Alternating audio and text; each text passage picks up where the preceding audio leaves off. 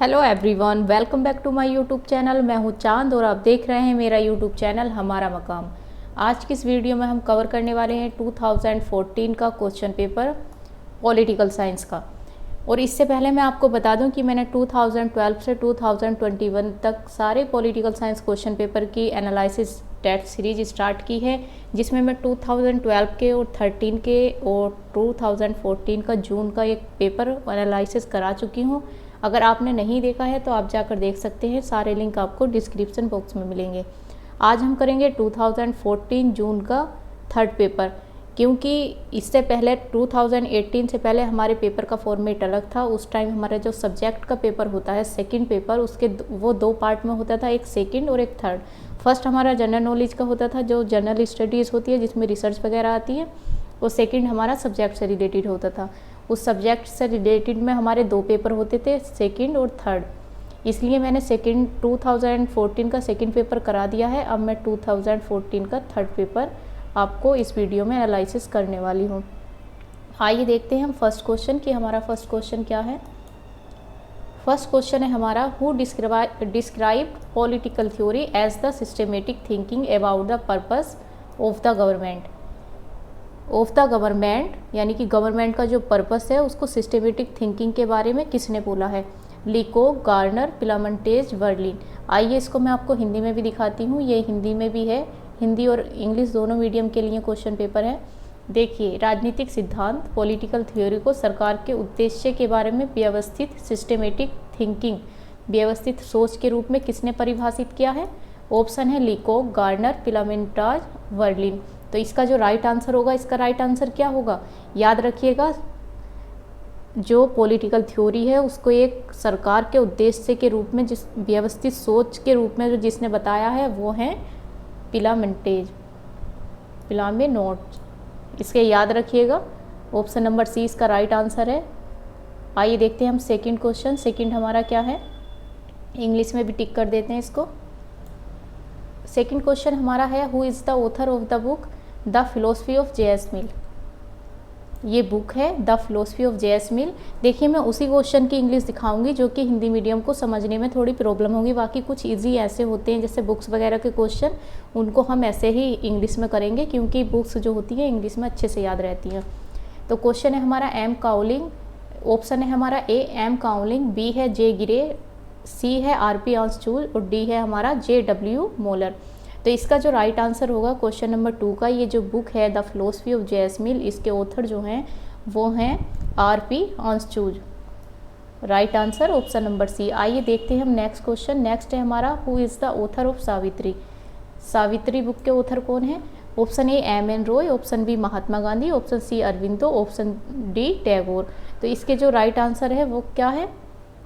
आप ऐसा कीजिए, अपना आंसर जो है अपने माइंड में एज्यूम कर लीजिए, उसके बाद आप चेक कीजिए आपका आंसर राइट है या रॉन्ग। इसका जो राइट आंसर होगा वो होगा अरविंदो। सावित्री के ऑथर कौन है? अरविंदो। अब देखते हैं question number 4, once god is let in there is an end to the sovereignty of man, who said this. ये किसने बोला है? ये डेफिनेशन मैं आपको हिंदी में भी दिखाऊंगी।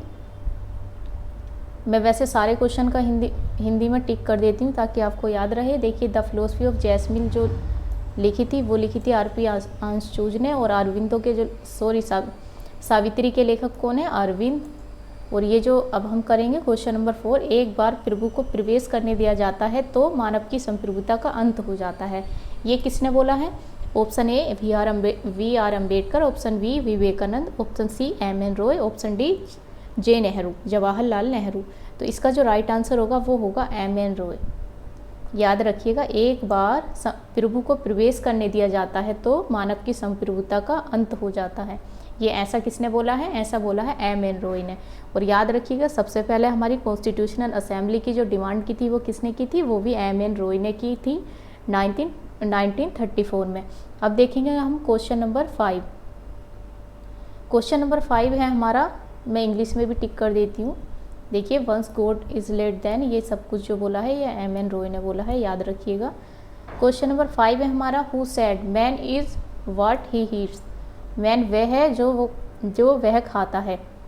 हिंदी में भी दिखा देती हूँ कि आदमी वो है जो वह, आदमी वही है जो वह खाता है। तो इसका राइट आंसर क्या होगा? आइए ऑप्शन देखते हैं। ऑप्शन है हमारा मार्क्स, एंजल्स, लेनिन, फ्यूरबाग। तो इसका जो राइट आंसर होगा वो होगा हमारा ऑप्शन नंबर डी, फ्यूरबाग। आदमी वही होता है जो वह खाता है, याद रखिएगा। ये किसने बोला है? ये बोला है फ्यूरबाग ने। आइए इंग्लिश में मैं इसको टिक कर देती हूँ। अब हम करेंगे क्वेश्चन नंबर 6। हमारा आंसर क्या था इसका? फ्यूरबाग। अब हम देखते हैं question number 6, who is the propounder of labour theory of the value. Labour theory of the value के प्रोपाउंडर कौन है?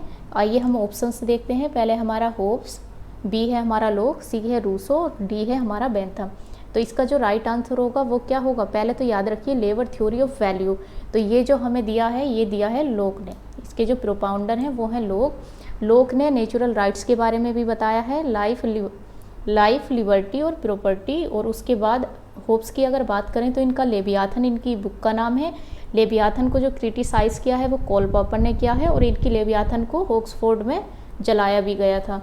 रूसो की अगर बात करें तो रूसो ने सोशल कॉन्ट्रैक्ट थ्योरी दी है, उसके बाद जनरल विल के बारे में भी बताया है। बेंथम की अगर बात करें तो ये यूटिलिटेरियनिज्म है, और इन्होंने जो है नेचुरल राइट को क्रिटिसाइज़ किया है, और इन्होंने जो है पेन और प्लेजर को कैसा बताया है? क्वांटिटेटिव बताया है। और इनको क्रिटिसाइज़ किया जे.एस. मिल ने। बाकी ये इंपॉर्टेंट फैक्ट इनके याद रखिएगा जो मैंने आपको बताए हैं। आइए देखते हैं क्वेश्चन नंबर 7। क्वेश्चन नंबर 7 है हमारा, which one of the following is correct regarding in writings of Machiavelli. इसमें जो ये सारी राइटिंग्स हैं ये किसकी हैं? ये मैकियावेली की हैं। आइए इसमें से करेक्ट देखना है कि ये किस किस की हैं। Discourse, the golden age, the art of war, all the above. तो जैसे मैंने आपको बता दिया ये सारी राइटिंग्स किसकी हैं? ये हैं मैकियावेली की। इस तरीके से आप इनकी ये सारी राइटिंग्स को याद रखिएगा कि ये सारी राइटिंग्स जो हैं मैकियावेली की हैं। Discourses, the golden age, the art of war. अब देखते हैं क्वेश्चन नंबर 8। क्वेश्चन नंबर 8 है हमारा, इसमें लिस्ट दिया गया है। इस लिस्ट को हमें क्या करना है? मैच करना है। आइए देखते हैं हम इस लिस्ट को मैच करते हैं। पहले मैं इसको थोड़ा स्लाइड पर कर लेती हूँ। सबसे पहले हमारे वेट, गोथियर, डिवोर्किन, नोजिक। तो इसमें जो हम देखेंगे सबसे पहले जो हमारा इंटाइटलमेंट थ्योरी ऑफ जस्टिस, ये किसने दिया है? नोजिक ने। डी का 2। और वेज ने क्या दिया है?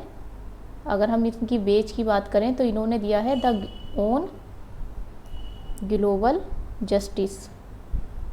अब ए का 3 और डी का 2 हमारा कहाँ पर है? ये देखिए ऑप्शन नंबर बी, ए का 3, डी का 2। इस तरीके से हमारा 1-2 ऑप्शन से ये आंसर निकल आता है, लेकिन हमें क्या है सारे यहाँ पर मैच करने हैं ताकि हमारी प्रैक्टिस अच्छे से हो जाए। अब गोंतियर का हम देखते हैं, इनका नाम, इनका है जस्टिस एज म्यूचुअल एडवांटेज। और डवोरकिन बचे, डवोरकिन का है ऑन इक्वालिटी। अब इस तरीके से आप इसको याद रखिएगा। वेज का क्या है? On global justice. गोंथियर का है जस्टिस एज म्यूचुअल एडवांटेज। डवारकिन का है ऑन इक्वालिटी। नोजिक का है इंटाइटलमेंट थ्योरी ऑफ जस्टिस। ये याद रखिएगा। और इसका राइट आंसर क्या हुआ? क्वेश्चन नंबर 8 का हमारा राइट आंसर है ऑप्शन नंबर बी। आइए देखते हैं नेक्स्ट है हमारा क्वेश्चन नंबर 9।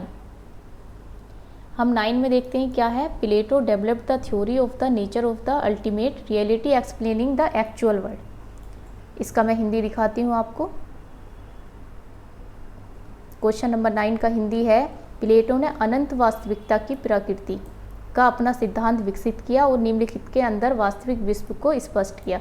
जो ये वास्तविक एक्चुअल वर्ल्ड है उसकी जो प्लेटो ने उसके बारे में जो बताया है वो कौन सी बुक में बताया? ऑप्शन देखिए, the republic, the politics, the laws, the Timaeus. तो इसका जो राइट आंसर होगा क्या होगा? इसका राइट आंसर होगा option number D, the Timaeus. अब देखिए क्वेश्चन नंबर 9 का हमारा राइट आंसर जो ये थ्योरी ऑफ द नेचर का दिया है उन्होंने, तो ये दिया है द टाइमस। अब देखते हैं question number 10। Given below are 2 statement, one labelled assertion and reason का ये क्वेश्चन है। देखिए ये है असर्शन, ये है रीज़न। अब इसमें आप देखेंगे for Rawls the right is superior to good. Reason इसका क्या दिया है? The loss of freedom for some is made right by greater good shared by other. अब इसका मैं आपको हिंदी दिखाती हूँ कि ये रोल्स से रिलेटेड है। क्वेश्चन नंबर 10 है हमारा कि रोल्स के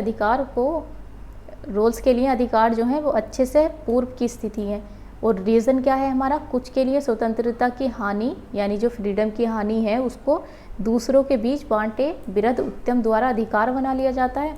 तो देखिए हमारा जो ये फर्स्ट है कि रोल्स के लिए अधिकार जो अच्छे से यानी प्री पॉलिटिकल है, मतलब पहले की स्थितियाँ, सॉरी पॉलिटिकल नहीं, प्री कंडीशनल है, तो वो क्या है, ये तो हमारा राइट है, यानी असर्शन हमारा ठीक है। लेकिन क्या कुछ के लिए जो स्वतंत्रता की हानि है, कुछ लोगों की जो हानि है, क्या वो दूसरों के बीच जो बांटे गए उत्तम अधिकार हैं उनके लिए अधिकार बना लिए जाते हैं? तो ये तो सही नहीं है। तो इसलिए हमारा राइट आंसर क्या होगा, क्वेश्चन नंबर 10 का हमारा राइट आंसर होगा ऑप्शन नंबर सी। असर्शन सही है, रीजन हमारा रोंग है। इस तरीके से हमारा राइट आंसर क्या हुआ, option number C. Question number 10 का right answer A true but R is false. अब देखेंगे हम क्वेश्चन नंबर 11। क्वेश्चन नंबर 11 है हमारा identify the correct sequence in ascending order of Lenin. ये देखिए यहाँ पर लेनिन की राइटिंग्स के बारे में बताया गया है। लेनिन ने क्या बोला था कि इंपीरियलिज्म जो है एक कैपिटलिज्म का हाईएस्ट स्टेज है, याद रखिएगा। अब मैं बताती हूँ इनकी जो ये राइटिंग्स दी हैं इनको किस तरीके से ऑर्डर में लगाना है।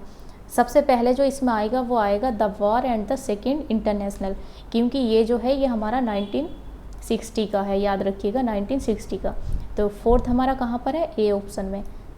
और अब मैं बाकी जो 3 है उनके ईयर भी बता देती हूँ। उसके बाद जो हमारा आएगा वो आएगा the state and revolution, second number का द स्टेट एंड रेवोल्यूशन, इसका जो ईयर है वो है 1970। War and the second international का 1916, स्टेट एंड रेवोल्यूशन का 1917। उसके बाद जो है द प्रोलिटेरियन रेवोल्यूशन एंड द रिनेस्ड कोटस्की, तो इसका क्या है 1918। वो सबसे एंड में क्या आएगा, लेफ्ट विंग कम्युनिज्म, तो सबसे लास्ट में क्या आएगा हमारा लेफ्ट विंग कम्युनिज्म। तो इस तरीके से हमारा राइट आंसर क्या हुआ, ऑप्शन नंबर ए। 11 का राइट आंसर ऑप्शन नंबर ए। याद रखिएगा सबसे पहले war and the second international 1916 का, देन उसके बाद हमारा आएगा द स्टेट एंड रेवोल्यूशन 1917 का, उसके बाद the war and the school international 1918 का, और सबसे एंड में आएगा हमारा लेफ्ट विंग कम्युनिज्म जो कि है हमारा 1920 का। ये थी लेनिन की राइटिंग्स जिसको हमने ऑर्डर में लगाया। अब देखेंगे हम क्वेश्चन नंबर 12। क्वेश्चन नंबर 12 है हमारा which one of the following is not पूछा है इसमें, include the well known saying Mao. Mao ने इसमें से क्या नहीं बोला है, आइए देखते हैं। Weapons are an important factor, यानी वेपन्स जो है इंपॉर्टेंट फैक्टर है इन वॉर में, युद्ध में, but not the deceive one. B option है politics is war without bloodshed. Politics जो है राजनीति जो है वो विदाउट ब्लडशेड के एक युद्ध है। ऑप्शन नंबर सी है the party command the gun, यानी पार्टी जो कमांड करती है गन से, and gun must never the allowed to command the party. D है हमारा let a 100 flower blooms and a 100 school of thought contend. इसका मैं आपको दिखाती हूँ माओ की जो ये राइटिंग्स हैं। देखिए युद्ध में शस्त्र महत्वपूर्ण कारक होते हैं परंतु निर्णायक नहीं। इसमें से हमें ये देखना है कि माओ की जो प्रसिद्ध ये उक्तियाँ हैं इसमें से कौन सा नहीं है। सेकंड है हमारा राजनीतिक खून खराबे के विदाउट ब्लडशेड के वॉर है या युद्ध है। तीसरा है पार्टी गन को नियंत्रित करती है और गन को पार्टी को नियंत्रित करने की अनुमति कभी नहीं देनी चाहिए, क्योंकि अगर गन को अनुमति दी गई तो वो सही नहीं होगा। ऑप्शन नंबर डी है आइए सैकड़ों फूलों को खिलने दें और सैकड़ों विचारधाराओं को प्रतिस्पर्धा करने दें। तो क्वेश्चन नंबर 12 का हमारा राइट आंसर क्या होगा, इसमें से रॉन्ग क्या है। क्वेश्चन में जो पूछा है ये पूछा गया है कि माओ द्वारा इसमें से कौन सा नहीं है, तो माओ ने जो बोला है कि ऑप्शन नंबर बी इसका राइट आंसर होगा, क्योंकि माओ ने ये नहीं बोला है और बाकी जो 3 हैं ये माओ द्वारा बोली गई उक्तियाँ यानी कि स्टेटमेंट हैं। याद रखिएगा क्वेश्चन नंबर 12 का right answer option number B, politics is war without bloodshed. अब देखते हैं हम क्वेश्चन नंबर 13। क्वेश्चन नंबर 13 है हमारा which one of the following books is not written by Tilak. इसमें ऐसी कौन सी बुक है जो तिलक ने नहीं लिखी है। तो अब देखते हैं ऑप्शन नंबर ए है the Orion, option number B है Arctic home in Vedas, option number C है Gita Rahasya, option number D है लाइफ डिवाइन। तो इसका जो राइट आंसर होगा वो क्या होगा, इसका राइट आंसर होगा हमारा लाइफ डिवाइन। ये किसकी है, ये है अरविंद घोष की, याद रखिएगा। देखिए एक क्वेश्चन से आप दो चीज़ें याद कर सकते हैं, जैसे तिलक के आप ये तीनों राइटिंग से याद कर सकते हैं, the Orion, Arctic home in Vedas, Gita Rahasya, और इससे एक नए ये जो लाइफ डिवाइन है इसको आप याद कर सकते हैं अरविंदो का, अरविंद घोष। अब देखते हैं question number 14, Marxist theory of the state and revolution is taken from. Marks की जो थ्योरी थी स्टेट एंड रेवोल्यूशन वो कहाँ से ली गई थी? जर्मन क्लासिकल फिलोसफी से, ब्रिटिश पॉलिटिकल इकोनॉमी से, फ्रेंच रेवोल्यूशनरी ट्रेडिशन से, और D American war of independence से। तो याद रखिएगा मार्क्स की जो स्टेट एंड रेवोल्यूशन की थ्योरी थी उसको कहाँ से लिया गया था? फ्रेंच रेवोल्यूशनरी ट्रेडिशन से। उसके बाद हम देखते हैं question number 15, Aristotle devote himself to a critical study of the ideal state projected by. इसका मैं आपको हिंदी दिखाती हूँ क्रिटिकल स्टडी के बारे में। अरस्तु ने इनके द्वारा प्रदर्शित आदर्श राज्यों को आइडियल स्टेट के समीक्षात्मक अध्ययन के प्रति अपने को अर्पित किया। ये कौन थे? फेलिस, हिप्पोडेमस, प्लेटो, उपयुक्त सभी। तो क्वेश्चन नंबर 15 का हमारा राइट आंसर क्या होगा? ऑप्शन नंबर डी, उपयुक्त सभी। याद रखिएगा अरस्तु जो थे उन्होंने जो अपनी क्रिटिकल स्टडी की थी उसमें ये सब लोग आते हैं। अब देखते हैं हम क्वेश्चन नंबर 16। ये देखिए मैं इसको टिक कर देती हूँ। क्वेश्चन नंबर 16 है हमारा स्टेटमेंट। इसको हम सेट कर लेते हैं पहले। देखिए क्वेश्चन नंबर 16 में क्या दिया है? Assertion and reason. असर्शन है हमारा, according to Lucian Pye political development is characterised by equality, capacity and differentiation. देखिए सबसे पहले मैं आपको ये बता दूं, असर्शन में जो है एक और हमारा क्वेश्चन बनता है। पहले आप इसको याद रखिए कि लुसियन पाई जो हैं ये किस चीज़ से रिलेटेड है? ये पॉलिटिकल डेवलपमेंट से रिलेटेड है। और इन्होंने पॉलिटिकल डेवलपमेंट में कौन कौन से कैरेक्टराइज किया है, इन्होंने क्या क्या बताया है? इनको 3 चीज़ें बताई हैं इन्होंने, इनको आप याद रखिएगा और नोट करिएगा। उसके बाद हम रीज़न पे चलेंगे। पहले मैं असर्शन आपको अच्छे से समझाती हूँ कि जो लुसियन पाई हैं वो हमारे रिलेटेड हैं पॉलिटिकल डेवलपमेंट्स हैं। और इन्होंने पॉलिटिकल डेवलपमेंट की कितने कैरेक्टराइज बताए? कैरेक्टरिस्टिक्स तो वो हैं इक्वालिटी, कैपेसिटी एंड डिफरेंशिएशन, समता, क्षमता और परिवर्तन। ये याद रखिएगा। उसके बाद रीज़न क्या बोलता है? A state should attempt to strength this aspect. State को मतलब ये अटेम्प्ट करनी चाहिए इस स्ट्रेंथ को। अब मैं आपको हिंदी में और अच्छे से दिखाती हूँ। जो हिंदी मीडियम स्टूडेंट हैं वो आप इसको नोट करके रखिएगा। देखिए लुसियन डब्ल्यू पाई जो हैं इन्होंने क्या बताया? समानता, क्षमता और विभेदीकरण राजनीतिक विकास की विशेषताएं हैं। याद रखिएगा, आप ये नोट कर लीजिएगा कि लुसियन पाई जो है पॉलिटिकल डेवलपमेंट पे बात करते हैं और उन्होंने पॉलिटिकल डेवलपमेंट की 3 विशेषताएं बताई हैं जिसमें है समानता, क्षमता और विभेदीकरण। रीज़न कहता है राज्यों को इन पहलुओं को सुदृढ़ करने की चेष्टा करनी चाहिए। तो ये हमारा क्या होगा? क्वेश्चन नंबर 16 का हमारा राइट आंसर होगा ऑप्शन नंबर बी। देखिए ये तो है, मतलब असर्शन में हमारे क्या बोला गया कि लुसियन पाई ने ऐसे ऐसे पॉलिटिकल डेवलपमेंट पे बात की, लेकिन यहाँ पर क्या रीज़न में किस चीज़ की बात हो गई? राज्य की डेवलपमेंट की बात नहीं है। तो ये हमारी क्या हुआ? करेक्ट एक्सप्लेनेशन नहीं हुआ। दोनों करेक्ट हैं बट आर जो है करेक्ट एक्सप्लेनेशन नहीं है। इस तरीके से हमारा क्वेश्चन नंबर 16 का राइट आंसर होगा ऑप्शन नंबर बी। दोनों ठीक है पर आर जो है इसकी सही एक्सप्लेनेशन नहीं है। अब देखेंगे क्वेश्चन नंबर 17। क्वेश्चन नंबर 17 है हमारा the process of socialisation in traditional society. Process जो है सोशलाइजेशन का ट्रेडिशनल सोसाइटी में, उसमें करेक्ट आंसर हमको देना है डिफ्यूज, पार्टिकुलरिस्टिक, स्क्रिप्टिव, इंस्ट्रूमेंटल। तो इसमें क्या क्या नहीं आएगा?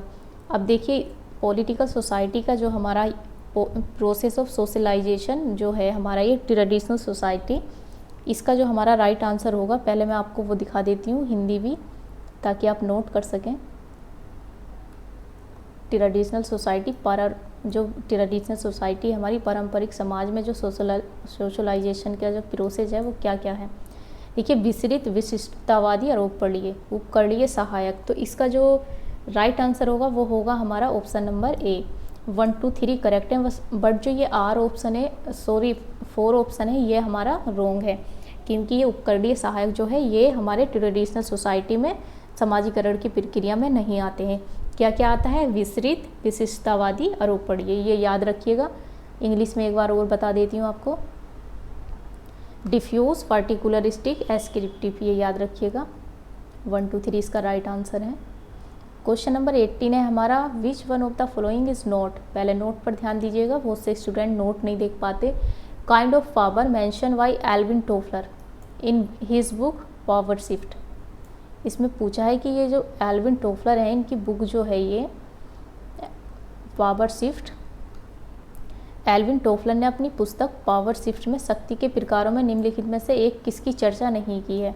उन्होंने अपनी जो, पहले याद रखिए कि जो पावर शिफ्ट है वो किसकी बुक है, एल्विन टोफलर की, याद रखिए। और इसमें इन्होंने क्या बताया है, शक्ति के प्रकार को बताया है। देखिए एक ही क्वेश्चन से हमारे कितने क्वेश्चन बनते हैं। सबसे पहले हमारा तो ये बना कि पावर शिफ्ट जो है इसके ऑथर कौन है, एल्विन टोफलर। उसके बाद ये बनता है कि हमारी जो पावर शिफ्ट बुक है उसमें किसके बारे में बात की गई है, पावर के। और इसमें पावर में क्या क्या बताया गया है, ये क्वेश्चन हमारे बिल्कुल सामने हैं। आइए देखते हैं हम इसके ऑप्शन। इसके ऑप्शन से हमारे हिंसा, सामाजिक संरचना, संपत्ति और ज्ञान। तो 18 का जो हमारा राइट आंसर होगा वो होगा सामाजिक संरचना, क्योंकि जो एल्विन टोफलर है इनकी जो बुक है पावर शिफ्ट, उसमें जो इन्होंने शक्ति के प्रकारों की बात की है उसमें क्या क्या बताया है, हिंसा को बताया है, संपत्ति को बताया है और ज्ञान को। इसमें सामाजिक संरचना को इन्होंने नहीं बताया है, याद रखिएगा। वॉयलेंस, वेल्थ और नॉलेज ये तीनों बताए हैं, बल्कि ये सोशल स्ट्रक्चर इसके बारे में इन्होंने नहीं बताया है। अब देखते हैं हम क्वेश्चन नंबर 19। क्वेश्चन नंबर 19 है हमारा मैचिंग लिस्ट 1 एंड लिस्ट 2। इसमें स्कूल ऑफ मॉडर्नाइजेशन दिए हैं और इधर ऑथर्स दिए गए हैं और इन्हें हमें क्या करना है, मैच करना है। आइए इसको पहले हम देखते हैं कौन कौन से स्कूल्स हैं। स्ट्रक्चरल स्कूल है, नॉर्मेटिव स्कूल है, टेक्नोलॉजिकल स्कूल है, साइकोलॉजिकल स्कूल है। अगर आपने मेरे लास्ट जो वीडियो है प्रीवियस ईयर्स क्वेश्चन की जो मैंने एनालिसिस कराया है 2012 के 3 पेपर, 2013 के पेपर और 2014 का जून वाला पेपर, अगर आपने वो सारे क्वेश्चन का एनालिसिस किया होगा तो कोई भी क्वेश्चन इसमें न्यू नहीं है। मुश्किल से 10 या 12 क्वेश्चन होंगे जो न्यू होंगे, बाकी सब ऑप्शंस के क्वेश्चन के ऑप्शन बनकर एज इट इज़ इसमें देखने को मिलते हैं। क्योंकि ये स्कूल वाला जो क्वेश्चन है ये हम पीछे कर चुके हैं और जिन लोगों ने मेरा एनालिसिस देखा होगा उन्हें अच्छे से याद होगा और वो आसानी से इस क्वेश्चन का आंसर दे सकते हैं। तो सबसे पहले हम देखेंगे कि स्ट्रक्चर से हमारे कौन रिलेटेड हैं। तो आपको याद होना चाहिए स्ट्रक्चर स्कूल से हैं हमारे गैब्रियल ऑलमेंड। नॉर्मेटिव से हमारे कौन है, नॉर्मेटिव से हैं हमारे महात्मा गांधी। टेक्नोलॉजिकल स्कूल से रिलेटेड कौन है, पहले हम देखते हैं कि स्ट्रक्चर से हमारे आलमंड 1 का 2 हमारा 2 ऑप्शन में है, अभी आंसर हमारा नहीं आया। नॉर्मेटिव हमारा महात्मा गांधी जी हैं, 1 का 2 और बी का 3 हमारा सिर्फ ए ऑप्शन में है। लेकिन हम सबको मैच करेंगे और देखेंगे कि हमारा राइट आंसर क्या होगा। उसके बाद अगर हम टेक्नोलॉजिकल स्कूल को देखें तो इसके जो होगा टेक्नोलॉजिकल स्कूल से रिलेटेड कौन है, डेविड एप्टर। और उसके बाद साइकोलॉजिकल स्कूल जो है ये डेनियल लर्नर। इसको मैंने कई बार आपको बताया है क्योंकि ये कई बार पूछा गया है, इसको याद रखिएगा। साइकोलॉजिकल स्कूल से डेनियल लर्नर। अब देखिए ए का 2, बी का 3, ए का 2, बी का 3, सी का 4 और डी का 1। हमारा राइट आंसर क्या हुआ, क्वेश्चन नंबर 19 का हमारा राइट आंसर होगा ऑप्शन नंबर ए। अब देखते हैं हम 20 क्वेश्चन। क्वेश्चन नंबर 20 है हमारा, the presidents and vice presidents of the following country can not seek re election for a third term. ऐसी कौन सी कंट्री हैं जो कि प्रेसिडेंट और वाइस प्रेसिडेंट के री इलेक्शन नहीं हो सकते, कौन से टर्म के लिए, थर्ड टर्म के लिए। मीन सिर्फ वो री इलेक्शन हो सकता है, यानी कि 2 टर्म में वो हो सकते हैं फर्स्ट और सेकेंड, उनका थर्ड टर्म में वो नहीं हो सकते। ऐसी कंट्री कौन सी हैं, US president, the French president, Indian president, Indian vice president. देखिए इसमें इंडिया में तो हो नहीं सकता क्योंकि हमारे इंडियन कॉन्स्टिट्यूशन में ऐसा कहीं नहीं है कि इतनी बार प्रेसिडेंट इलेक्शन लड़ सकते हैं या इतनी बार हमारे वाइस प्रेसिडेंट सेलेक्ट हो सकते हैं। तो इस तरीके से इंडिया को अगर हम कट करें तो इंडिया डी ऑप्शन तो हमारा कट होता है। डी ऑप्शन अगर हम कट करते हैं हमारे पास ऑप्शन बचते हैं अभी हमारे पास 3 ऑप्शन और बचे हैं। और अब हम देखेंगे कि फर्स्ट ऑप्शन है हमारा 1, ओनली 1 तो नहीं, यूएस हमारा होता है तो 1 हमारा 4 मतलब ए बी सी डी चारों जगह पर है, तो इस तरीके से अभी हमें और देखना होगा। उसके बाद अगर फ्रेंच प्रेसिडेंट की बात करें तो वो भी सिर्फ 2 बार इलेक्ट होते हैं, 1 और 2 हमारा यहाँ पर है क्योंकि सी ऑप्शन में 2 नहीं है, इसलिए हमारा सी नहीं, इंडियन प्रेसिडेंट भी नहीं, इंडियन वाइस प्रेसिडेंट भी नहीं। 3 और 4 तो हमारा वैसे ही कट हो गया। अब इसके बाद जो हमारे पास ऑप्शन बचा वो बचा बी। तो हमारा राइट आंसर क्या होगा कि वाइस प्रेसिडेंट और प्रेसिडेंट जो हैं 3rd टर्म के लिए इलेक्टेड नहीं हो सकते, उनका इलेक्शन नहीं हो सकता। वो कहाँ कहाँ के हैं? US president and French president. आप इसमें से Indian president, Indian vice president को अगर कट करते तो आपका आंसर ईजिली आ जाता। अब देखते हैं क्वेश्चन नंबर 21। क्वेश्चन नंबर 21 है विच वन इज़ नोट। पहले नोट देखिएगा। Feature of the presidential form of government of USA की जो प्रेसिडेंशियल फॉर्म ऑफ गवर्नमेंट है उसके बारे में पूछा गया है कि कौन सा फीचर इसमें नहीं है। देखिए, अगर हम बात करें तो वहाँ पे direct election of the president होता है, fix term of office for the president and legislature. C है fusion of power between legislature and executive. D option है हमारा president serves as head of the state. तो इसका 21 का जो हमारा राइट आंसर होगा वो होगा, यहाँ पर क्या नहीं पाया जाता? Fusion of power between legislature and executive. अगर आपको हिंदी देखनी है मैं आपको हिंदी दिखा देती हूँ कि ये जो हमारी US की राष्ट्रपतीय प्रणाली है, प्रेसिडेंशियल फॉर्म है, इसमें से कौन सा नहीं होगा? तो इसका जो हमारा नहीं होगा वो नहीं होगा विधानमंडल तथा कार्यकारी के बीच शक्तियों का संलयन। तो आप इसमें याद रखिएगा, राष्ट्रपति का सीधे चुनाव होता है, राष्ट्रपति और विधानमंडल के कार्यकाल की निश्चित अवधि होती है, राष्ट्रपति राज्य के प्रधान के रूप में कार्य करता है। ये तीनों आप याद रखिएगा। बाकी सी ऑप्शन हमारा रोंग है। क्वेश्चन में क्या पूछा है? नोट पूछा है इसलिए। अब देखते हैं question number 22। Which one among the following country according to Almond and Verba. देखिए, ये याद रखिए, come close to their conception of civic culture. अब देखिए, क्वेश्चन में एक और क्वेश्चन बनता है, मैं आपको पहले वो बताती हूँ कि सिविक कल्चर किसने दिया? आलमंड एंड बर्बन है। याद रखिएगा, सिविक कल्चर जहाँ पर देखिएगा आलमंड एंड बर्बन है। अब इसमें पूछा है कि उनके अकॉर्डिंग कौन सी कंट्री नहीं है। अब देखते हैं, USA, West Germany, Mexico, Great Britain. पहले मैं आपको इसका हिंदी दिखाती हूँ। आलमंड एंड वर्बा के अनुसार निम्नलिखित में कौन सा देश नागरिक संस्कृति के बारे में उनकी अवधारणा के समीप है? सॉरी, नोट नहीं, समीप है, मतलब पूछा है। ऑप्शन है USA, पश्चिम जर्मनी, सी मैक्सिको, डी ग्रेट ब्रिटेन। तो इसका जो राइट आंसर होगा 22 का हमारा राइट आंसर होगा ग्रेट ब्रिटेन। याद रखिएगा, 22 का हमारा ग्रेट ब्रिटेन। अब हम बात करेंगे क्वेश्चन नंबर 23 की। क्वेश्चन नंबर 23 है हमारा efficiency record method for the determining the merit for promotion is practised in India. Hindi में आपको दिखाती हूँ ये इफिशिएंसी रिपोर्ट क्या होती है, इसको हिंदी में क्या बोलते हैं? पदोन्नति के लिए योग्यता आधारित निर्धारित करने के लिए इफिशिएंसी रिपोर्ट को बोलते हैं दक्षता रिपोर्ट। पद्धति ये इसमें प्रयोग में लाई जाती है कौन सी कंट्री में? अब देखिए ऑप्शंस। ऑप्शन नंबर ए है USA, ऑप्शन नंबर बी है स्विट्जरलैंड, ऑप्शन नंबर सी है UK, ऑप्शन नंबर डी है भारत। तो इसका जो हमारा राइट आंसर होगा, ये दक्षता रिपोर्ट जो है 23 का, इसका राइट आंसर होगा हमारा USA। ये कहाँ पर यूज़ की जाती है? USA। याद रखिएगा इसको। क्वेश्चन नंबर इफिशिएंसी रिकॉर्ड जो है ये मेथड कहाँ पर अप्लाई किया जाता है? USA में। ऑप्शन नंबर ए राइट आंसर। अब देखेंगे हम क्वेश्चन नंबर 24। क्वेश्चन नंबर 24 है हमारा in which of the following country जज are elected by the people. ऐसी कौन सी कंट्री हैं जहाँ पर जज क्या होते हैं? इलेक्टेड होते हैं। किसके द्वारा? पीपल के द्वारा। Select the correct answer from the courts given below. USA, Switzerland, India, UK। सबसे पहले आप ये देखिए कि हमारे इंडिया में जो जज इलेक्ट होते हैं वो लोगों के द्वारा होते हैं। पहले आप इसमें ये देखिए 24 का जो हमारा राइट आंसर होगा, अगर हम थर्ड ऑप्शन अपना देखें, हमारे इंडिया में नहीं होते। हमारे इंडिया में अलग प्रोसेस है जज को इलेक्ट करने का। तो देखिए, हम अपने इंडिया को अगर यहाँ से हटाते हैं, बी ऑप्शन में भी इंडिया, डी ऑप्शन में इंडिया, सी ऑप्शन में इंडिया, तो हमारे पास ऑप्शंस क्या बचता है? ऑप्शन नंबर ए। तो हमारा राइट आंसर क्या होगा? ऑप्शन नंबर ए राइट आंसर। क्योंकि USA और स्विट्जरलैंड में जो जज इलेक्ट होते हैं वो लोगों के द्वारा होते हैं। हमारे इंडिया में ऐसा नहीं है। आप सिर्फ इंडिया को एलिमिनेट कीजिए और आपका आंसर आ जाएगा। अब देखते हैं हम क्वेश्चन number 25। In which of the following countries the courts do not have the power of judicial review. अगर आपने मेरी जुडिशियल रिव्यू से रिलेटेड वीडियोस नहीं देखी है तो आप जाकर देख सकते हैं, लिंक मैंने डिस्क्रिप्शन बॉक्स में दे रखा है।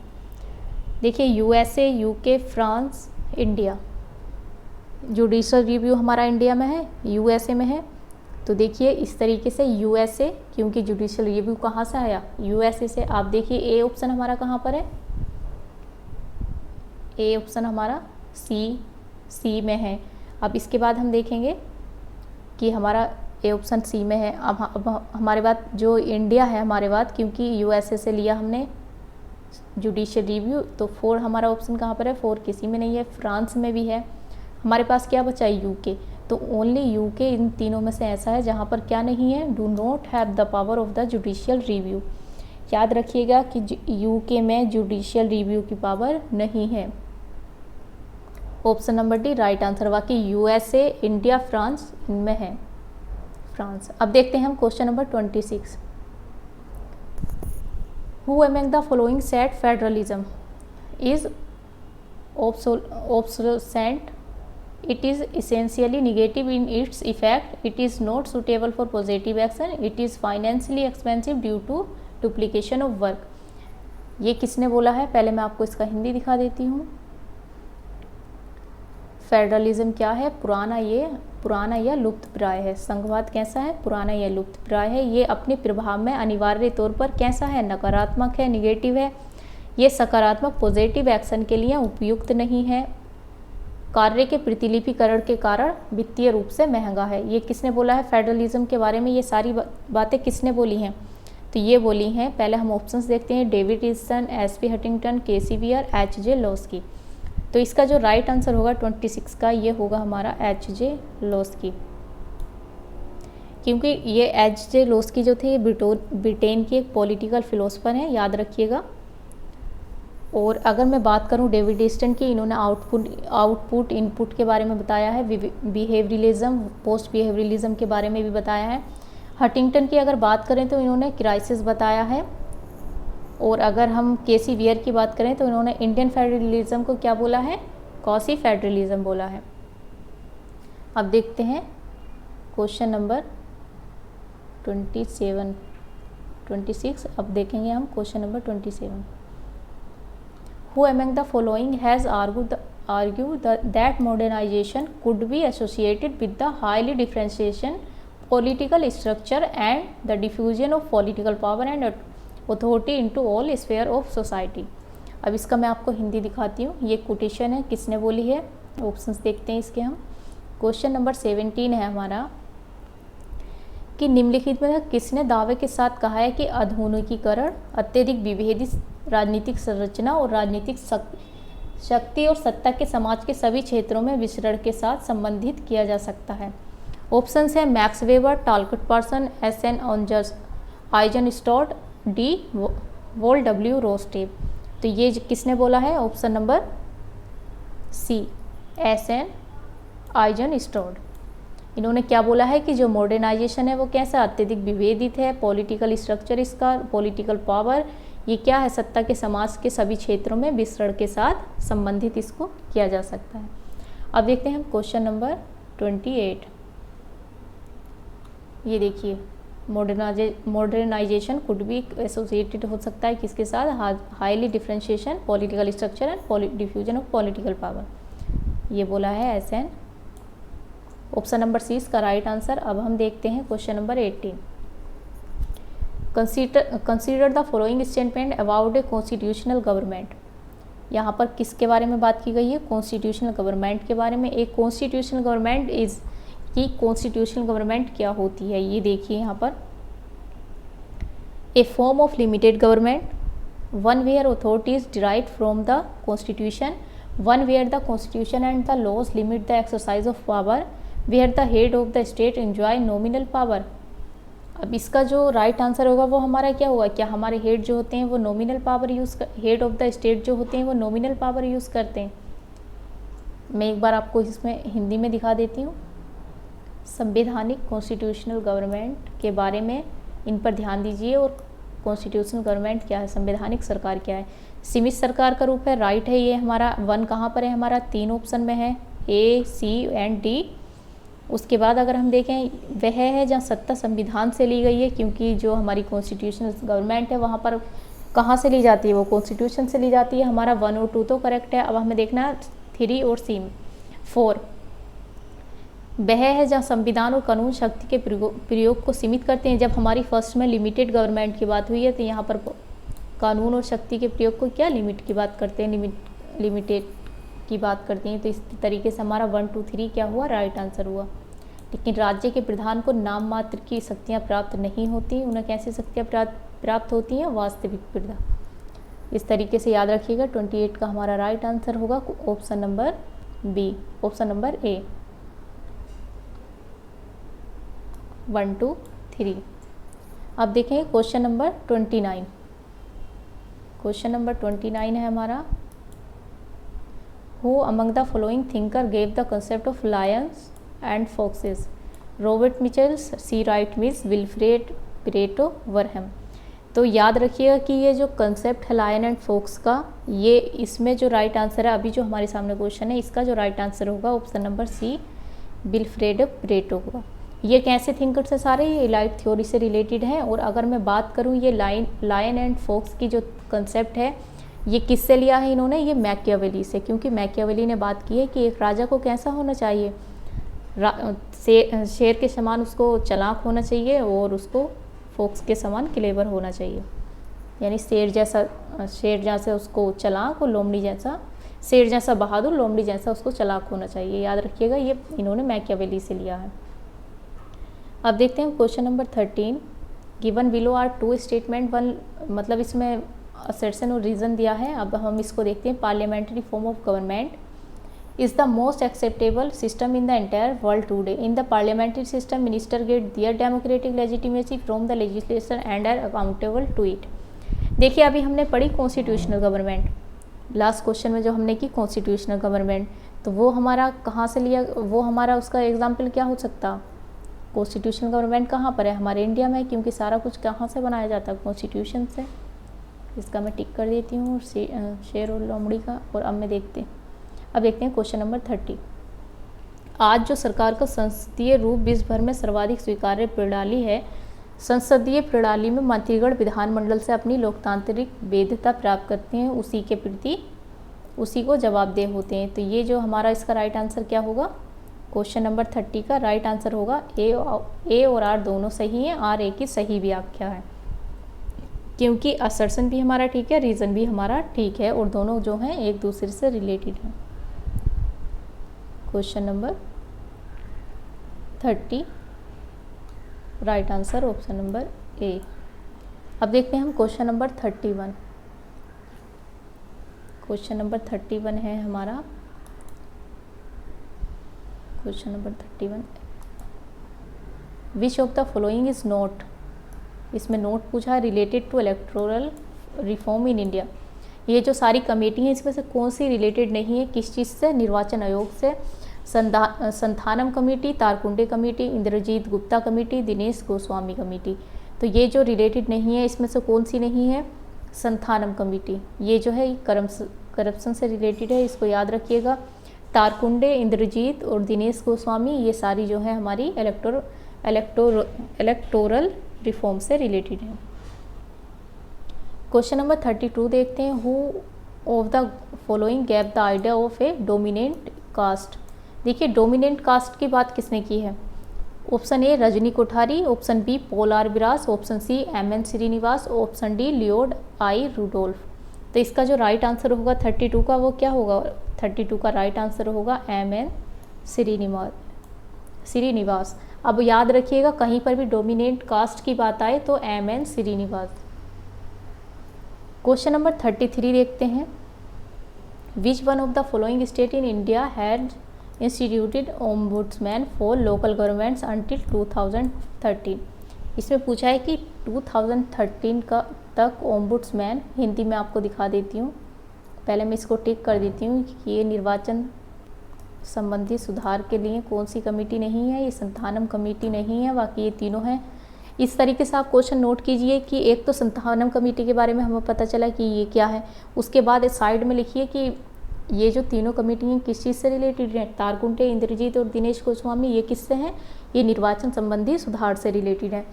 अब देखते हैं हम डोमिनेट स्टेट की बात 32 में, प्रभुत्व स्टेट नहीं सॉरी कास्ट की बात, ये किसने बोला, एम.एन. श्रीनिवास ने। अब हम क्वेश्चन कौन सा देख रहे हैं हमें 33। भारत में निम्नलिखित राज्य में 2013 तक किसने स्थानीय सरकारों के लिए ओम्बुड्समैन की स्थापना की है। तो 33 का हमारा राइट आंसर क्या होगा, बिहार, केरल, कर्नाटक, उत्तर प्रदेश। तो राइट आंसर होगा हमारा ऑप्शन नंबर बी, केरल। 33 का राइट आंसर 2013 तक जो ओम्बुड्समैन की स्थापना की वो Kerala. Who is the author of functional politics in an Indian state. Question number 34 में जो है ऑथर पूछे हैं किस कौन सी बुक के, functional politics in an Indian state. Paul R Brass, Myron Weiner, James Manor, S K. Mitra.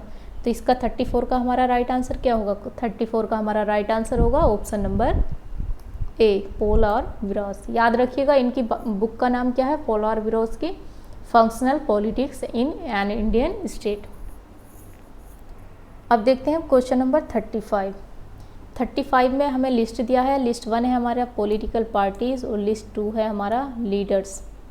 तो इसमें हम देखते हैं 35 का करेक्टली इनको मैच करना कि कौन सा नोट करेक्टली मैच्ड है। तेलंगाना राष्ट्रीय समिति से Chandrashekar Rao, people democratic party Mehbooba Mufti, Bharatiya Janata party Kalyan Singh, Shiromani Akali Dal Navjot Singh Sidhu. तो इसका जो हमारा राइट आंसर होगा, पहले ध्यान दीजिएगा क्वेश्चन में क्या पूछा है, नोट करेक्टली मैच्ड, यानी कि इसमें कौन सा करेक्टली मैच नहीं है। तो आप देखेंगे कि नवजोत सिंह सिद्धू जो है ये कांग्रेस से रिलेटेड है। नवजोत सिंह सिद्धू जो है वो कौन सी पार्टी से रिलेटेड है, कांग्रेस से। तो इसलिए हमारा राइट आंसर क्या होगा, ऑप्शन नंबर डी, शिरोमणि अकाली दल से ये नहीं है। 35 का question option number D right answer. अब हम देखेंगे, ये देखिए इसमें मैं यहाँ पर भी टिक कर देती हूँ 35 शिरोमणि अकाली दल। अब हम देखेंगे question number 36।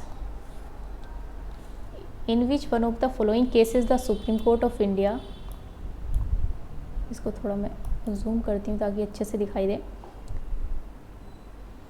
Following cases, the Supreme Court of India held that both fundamental rights and directive principle of state policy are equally important. कि state policy ये कैसे equally important है and one cannot be sacrificed for the other। इसका मैं आपको हिंदी दिखाती हूँ। ये केसेस बहुत इंपॉर्टेंट है क्योंकि इनसे रिलेटेड क्वेश्चन एक दो क्वेश्चन होता ज़रूर है एग्ज़ाम में, इसलिए इनको अच्छे से तैयार कीजिएगा। भारतीय सर्वोच्च न्यायालय ने कहा है कि मौलिक अधिकार और राज्य के नीति निदेशक तत्व, जिनको डीपीएसपी बोलते हैं, दोनों समान रूप से महत्वपूर्ण हैं और एक को दूसरे के लिए त्याग नहीं किया जा सकता। ये कौन से मैटर में बोला था, कौन से केस में, एसआर बम्बई बनाम भारत संघ, बालाजी बनाम मैसूर का राज्य। सी ऑप्शन है मिनर्वा मिल्स बनाम भारत संघ, डी है ए.के. गोपालन बनाम मद्रास का राज्य। तो याद रखिएगा 36 का हमारा राइट आंसर होगा मिनर्वा मिल्स बनाम भारत संघ। मिनर्वा मिल्स बनाम भारत संघ ये कब का है, ये हमारा 1980 का है। और याद रखिएगा इसमें क्या बोला गया, सुप्रीम कोर्ट ने क्या बोला कि मौलिक अधिकार और राज्य के नीति निदेशक तत्व, फंडामेंटल राइट्स एंड डीपीएसपी क्या है, एक दूसरे के लिए महत्वपूर्ण है। अगर एक को एक्सेप्ट करके दूसरे को इग्नोर नहीं किया जा सकता। दोनों को याद रखिएगा। ये कौन सा केस है हमारा, मिनर्वा मिल केस, और ये कब का है हमारा 1980 का। ईयर याद रखिएगा। अब देखें क्वेश्चन नंबर हमारा 37। विच one of the following is arrange the chronological order. हमें ऑर्डर में लगाना है। अब ऑर्डर में ये हमारा क्या क्या है इसको देखते हैं। Anandpur Sahib resolution, Rajamannar committee report, West Bengal government memorandum, Sarkaria commission report. ये देखिए ये 4 हैं, ये सब यहाँ पर ऐसा लगा रखा और इसको हमें ऑर्डर में लगाना। तो सबसे पहले हमारा ये कौन सा करेक्ट होगा, पहले हम देखते हैं। देखिए सबसे पहले इसमें आएगा हमारा राजमन्नार कमेटी ये रिपोर्ट, जो ये कब की है 1971 की। तो राजमन्नार हमारी बी ऑप्शन में भी है देखिए, और हमारी डी ऑप्शन में भी है। उसके बाद हमारा आएगा अनंतपुर साहिब प्रस्ताव, क्योंकि वो कब का है, वो है 1973 का। तो देखिए बी ऑप्शन में तो हमारा बंगाल गवर्नमेंट मेमोरेंडम आ गया, तो ये तो हमारा क्या हुआ, कट हो गया। बी ऑप्शन हमारा हो नहीं सकता इस तरीके से। अब हम देखेंगे ऑप्शन नंबर डी में। देखिए राजमन्नार कमेटी रिपोर्ट हमारी कब की है, 1971 की। उसके बाद ये जो अनंतपुर साहिब रेजोल्यूशन है, ये हमारा कब का है, 1973 का। वेस्ट बंगाल गवर्नमेंट मेमोरेंडम हमारा कब का है, ये है हमारा 1976। सरकारिया कमीशन रिपोर्ट हमारी रिपोर्ट कब गई थी, 1988। तो हमारा राइट आंसर क्या होगा, ऑप्शन नंबर डी। याद रखिएगा ऑप्शन नंबर डी हमारा राइट आंसर। एक बार मैं फिर से इनके ईयर बोलती हूँ, आप याद कर लीजिएगा या नोट करिएगा। राजमन्नार कमेटी रिपोर्ट 1971, अनंतपुर साहिब प्रस्ताव 1973, West Bengal government memorandum 1976, Sarkaria commission report 1988। अब चलते हैं हम नेक्स्ट क्वेश्चन पर। नेक्स्ट है हमारा लिस्ट 1 से लिस्ट 2, यानी कि इन दोनों को डिप्यूटी प्राइम मिनिस्टर है लिस्ट 1 में, और लिस्ट 2 में है हमारे गवर्नमेंट। इनको क्या करना है, इनको मैच करना है। आइए इनको मैच करते हैं। सबसे पहले हमारे होंगे मोरारजी देसाई। मोरारजी देसाई ये क्या है, ये कौन सी पार्टी से रिलेटेड थे, ये थे कांग्रेस से। ये बाद में अलग हुए थे, लेकिन स्टार्टिंग में ही कांग्रेस से अलग थे। कांग्रेस के थे। और जगजीवन राम। 1 और 2 पहले हम देखते हैं, 2 ऑप्शंस में है हमारा, तो इसलिए अभी हमारा आंसर नहीं आएगा। जगजीवन राम हमारे जनता पार्टी से रिलेटेड हैं। देवीलाल हमारे यूनाइटेड फ्रंट से रिलेटेड हैं। LK अडवाणी सबको पता है। LK अडवाणी, अभी 1 मिनट हम चेक करते हैं पहले। जैसे 1 और 2 हमारा 2 जगह पर है, अभी आंसर नहीं आया। जगजीवन राम सॉरी, अभी 1 मिनट हम इसको फिर से करते हैं, ये थोड़ा फिर से मैच करते हैं हम इसको। देखिए मोरारजी देसाई नेशनल डेमोक्रेटिक नहीं कांग्रेस से, जगजीवन राम जनता पार्टी से, देवीलाल यूनाइटेड फ्रंट से, LK Advani NDA national democratic alliance, जिसको NDA बोलते हैं, याद रखिएगा। इस तरीके से हमारा राइट आंसर क्या होगा, A का 2, V का 1। A का 2, V का 1 हमारा ऑप्शन नंबर C में। देखिए A का 2, V का 1, C का 4 और D का 3। NDA से रिलेटेड LK अडवाणी। तो इस तरीके से राइट आंसर हमारा ऑप्शन नंबर C। अब देखते हैं क्वेश्चन नंबर 39। क्वेश्चन नंबर 39 हमारा क्या है, Who one of the following was not a member of State Reorganization Commission 1953। अब इस क्वेश्चन में एक और क्वेश्चन बनता है, उसको याद रखिए कि हमारा जो स्टेट रीऑर्गेनाइजेशन कमीशन था वो कब फाउंड हुआ, 1953 में, याद रखिएगा। अब इसमें जो पूछा है, इसमें पूछा है ऐसा कौन है जो इसमें मेंबर नहीं है, वाज नोट नहीं था, नोट पूछा गया है। आइए देखते हैं। Option number A Fazal Ali, option number B HN Kunzru, option number C BP Menon, option number D KN Panikkar. तो इसका जो राइट आंसर होगा, पहले मैं आपको ये बताती हूँ कि इसमें कौन कौन से मेंबर थे। तो अगर हम इसकी बात करें, इसमें जो मेंबर थे हमारे फजल अली, HN कुंजरू, KN पन्नीकर, ये तीनों थे। और बाकी ये BP मेनन जो थे ये नहीं थे। तो इसका राइट आंसर क्या होगा 39 का, option number C। Question number 39 का ऑप्शन नंबर C हमारा राइट आंसर होगा, क्योंकि स्टेट रीऑर्गेनाइजेशन कमीशन जो था, जो 93 में ऑर्गेनाइज किया गया था, उसमें जो थे हमारे फजल अली, HN कुंजरू, KN पन्नीकर। अब देखते हैं question number 40। The governor of a state has the power of to dismiss a chief minister, which of the following pair are not correctly. इसमें जो पूछा है, इधर दिए हैं गवर्नर, इधर दिए हैं चीफ मिनिस्टर डिसमिस। ऐसे कौन से चीफ मिनिस्टर हैं जिनको डिसमिस किया गया, किन किन गवर्नर के द्वारा। देखिए धर्मबीरा, अजय मुखर्जी, गोपाल रेड्डी, चरण सिंह, कुमुद जोशी, NT रामाराव, रोमेश भंडारी, कल्याण सिंह। तो 40 का हमारा राइट आंसर होगा ऑप्शन नंबर C कुमुद जोशी, NT रामाराव। NT रामाराव के बारे में मैं आपको बता देती हूँ, ये TD party, Telugu Desam party इन्होंने फाउंड की थी, बनाई थी। कब बनाई थी, 1982 में। अब हम देखते हैं question number 41, who among the following talked about the politics of scarcity in India. देखिए, अगर आपने मेरे लास्ट ईयर के क्वेश्चन पेपर का एनालिसिस देखा होगा तो आप आसानी से कर सकते हैं, क्योंकि ये बुक हमारे हर पेपर में पूछी जाने वाली बुक है।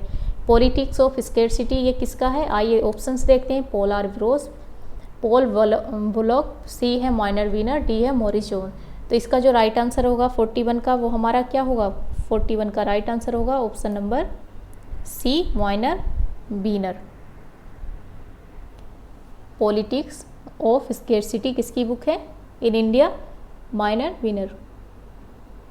अब देखते हैं question number 42, in which case the supreme court decide the confidence of the house in the ministry should be tested on the floor of the house itself. ये कौन से केस में?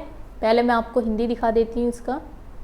देखिए, मैं इसमें भी टिक कर देती हूँ। जो हमारा स्टेट रीऑर्गेनाइजेशन आयोग था 1953 का, इसमें नहीं थे बीपी मेनन।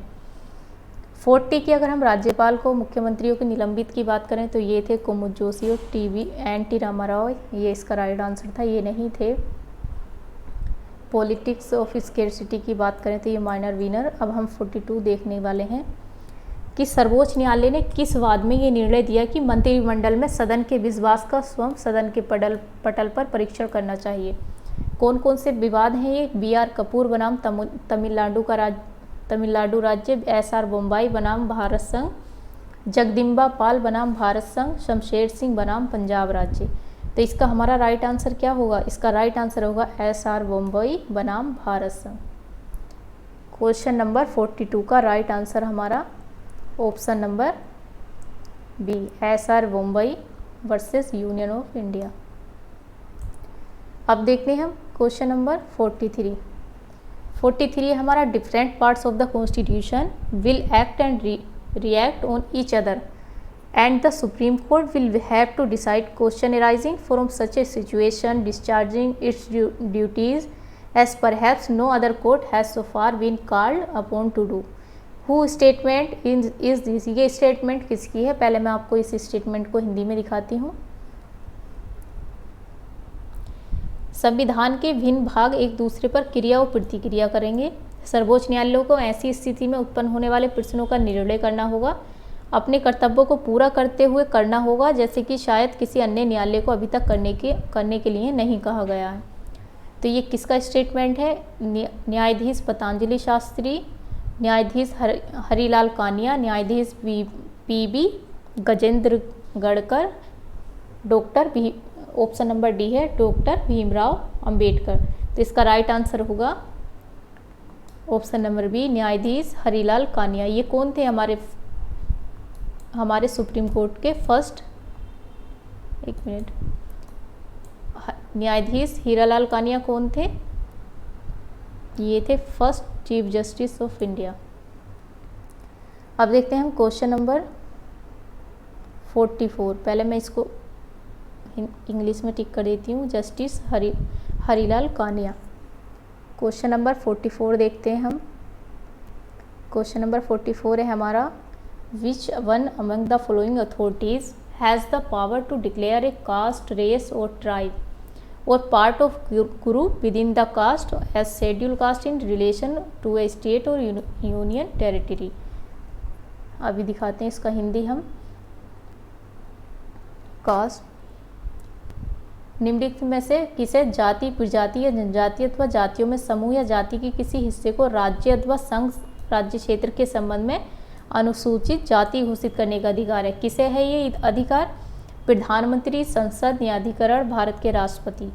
तो इसका जो राइट आंसर होगा वो हमारा क्या होगा? अगर किसी भी एरिया को अनुसूचित जाति घोषित करना हो, जाति, प्रजाति या जनजाति जो भी समूह है उसके किसी भी हिस्से को राज्य या संघ का, वो कहीं का भी वो क्षेत्र हो, उसको अगर अनुसूचित जाति घोषित करने का जो राइट है वो किसे है? भारत के राष्ट्रपति को, प्रेसिडेंट ऑफ इंडिया।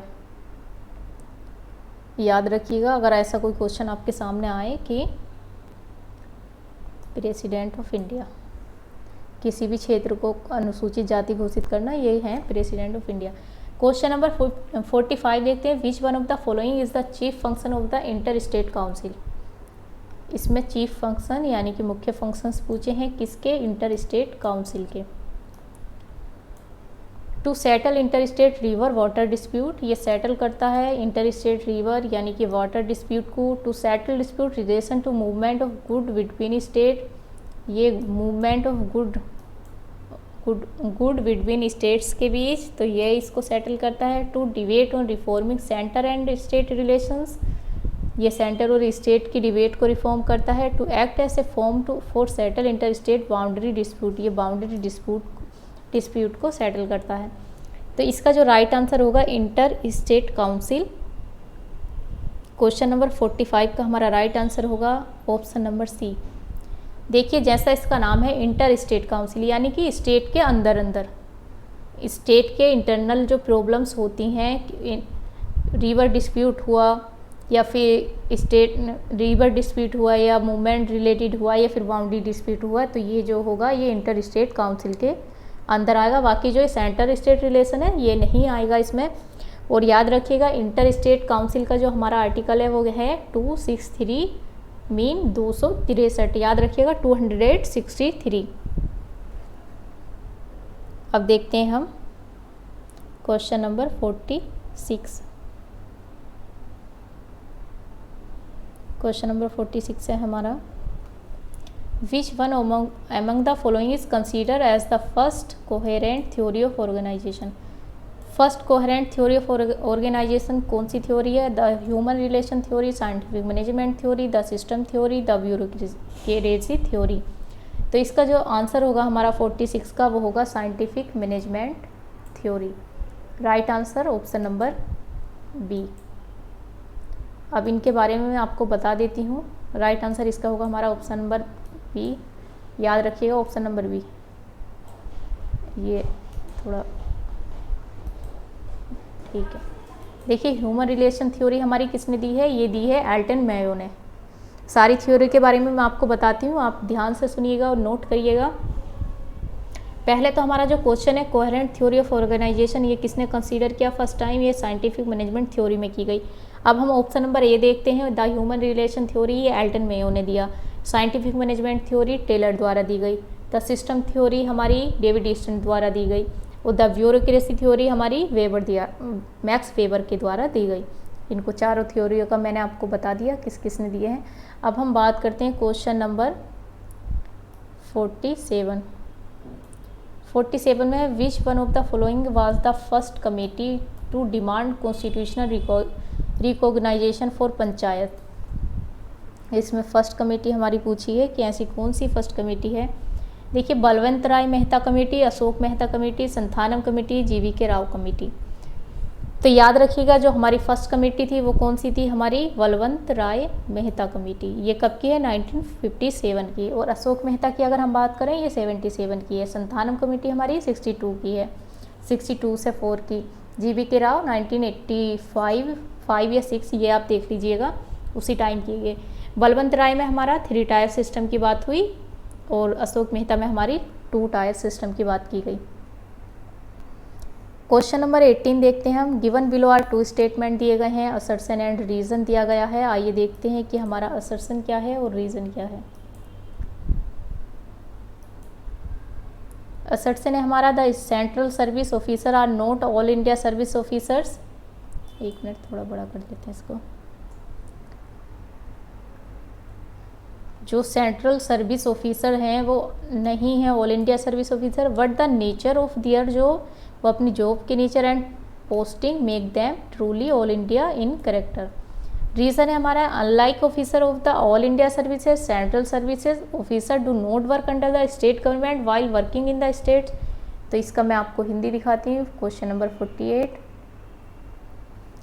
केंद्रीय सेवा अभिकथन हमारा क्या बोलता है कि केंद्रीय सेवाधिकारी अखिल भारतीय सेवाधिकारी नहीं है, परंतु उनके काम की प्रकृति तथा नियुक्तियों की प्रकृति उन्हें सचमुच में अखिल भारतीय विशेषता के अनुरूप बना देती है।